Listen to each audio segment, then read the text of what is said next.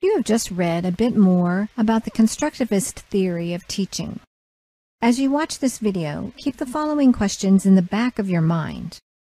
In what ways am I already using constructivist teaching methods in my classroom? What are the benefits and drawbacks of this method? At heart, constructivism is a theory about how people learn. It says that instead of trying to force yourself to memorize something, the best way to learn is to actively try a concept out and then reflect on that experience. Constructivist teaching involves tying new concepts to things you already know. This is a hands-on and active approach to learning that gives students the freedom they need to experiment, test out, and become the leaders of their own learning. And after trying these new concepts out, students take time or reflect on them. In other words, this approach emphasizes teaching students how to learn. This does not mean the teacher becomes passive or sits off to the side while students run wild in the classroom.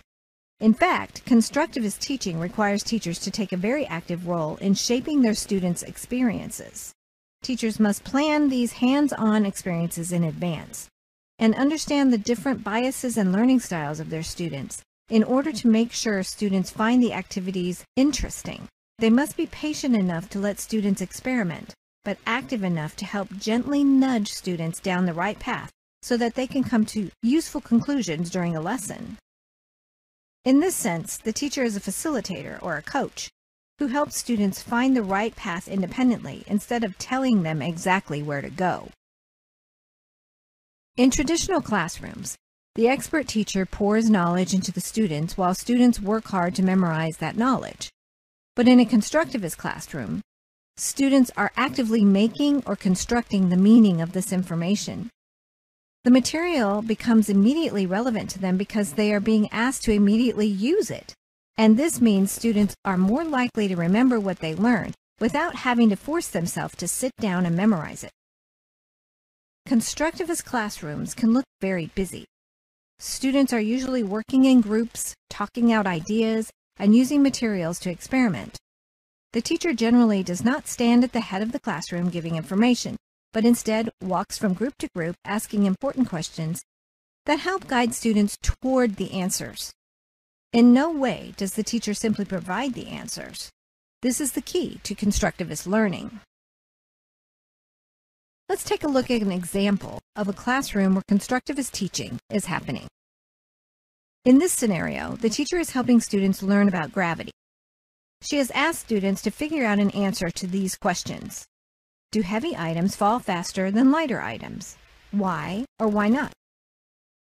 As we look in the room, we see 30 students divided into groups of 5 or 6 different workstations. Each workstation has a stopwatch, as well as a ruler, a rock, a twig, a piece of paper, a rubber band, a coin, and a dollar bill. Now, what the teacher wants the students to learn is that the weight of the items does not affect the speed, but that surface area will affect speed. Items with a larger surface area will fall slower than items with a smaller surface area, thanks to resistance when falling. But because this is a constructivist approach, this is not something the teacher will simply tell her students. They have to figure it out for themselves. For about a half an hour, students will experiment dropping items from a height marked on the ruler and timing how long it takes them to fall. The teacher will go around and help make sure students are dropping items from the same height and asking them what they have noticed so far. Some students might notice that the dollar bill and piece of paper fell slower. In this case, the teacher can ask, "And why do you think this is the case?" Some students might not have done the experiment correctly or might have overlooked the fact that the paper items fall slower. In this case, the teacher might say, "Are you sure about that? I'd give it another try." Or, "That's interesting. The students at the station over there got a different result. Maybe you want to talk to them and compare answers." The teacher's role is to help guide students through any issues they might be having with the experiment and try to help them reflect on the information they are getting so they can better understand it.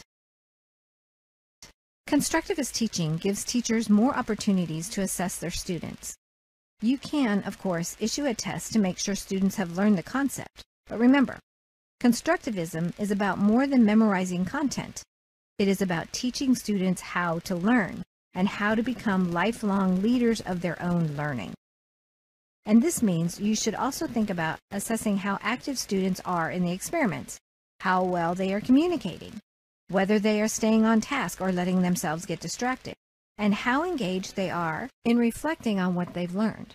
Remember, conducting an experiment is not enough to make sure students really learn a concept. A key part of this approach is reflecting on the information and making meaning out of it. Let's review.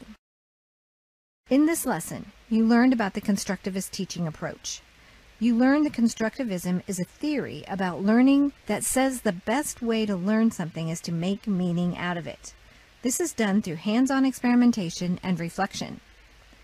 Under this approach, the role of the teacher is to help create exercises and experiments that help students explore a particular concept, ask guiding questions, help students stay on topic, and help them reflect on what they have learned in order to give it meaning. The role of the students is to become the drivers of their own learning experience. They conduct hands-on experiments, try out new ideas, and use what they already know as a way to investigate these new concepts.